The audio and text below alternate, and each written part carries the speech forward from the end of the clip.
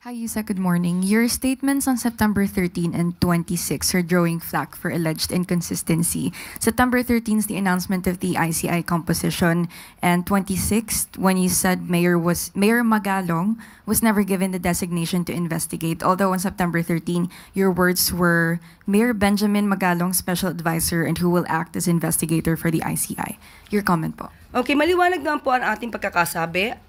Nung tayo po yung nagsalita, that's September 13, that's Saturday. At nung tayo tinanong kung paano siya magiging investigador, sinabi po natin sa ating sagot at inyo po makikita yan at mababasa siguro kung kayo may transcript. Sinabi po natin na siya po ay magiging, pwede po siya mag-imbestiga through his own effort. Pero po, natatandaan po natin, nagsalita din po ang Pangulo September 15, Monday. At noong hindi po nag-resign si Mayor Magalong bilang mayor, sinabi po ng Pangulo na ang kanyang magiging papel ay special advisor.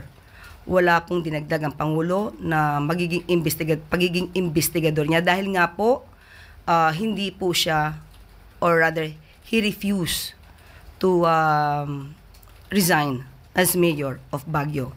So with that, nakita po ng Pangulo ang maaaring maging conflict at kaya po special advisor po ang kanyang ibinigay na magiging role ni Mayor Magalong.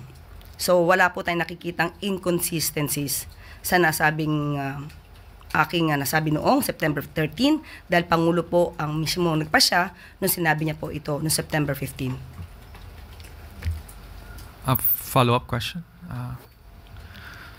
Maricel Halili, TV5.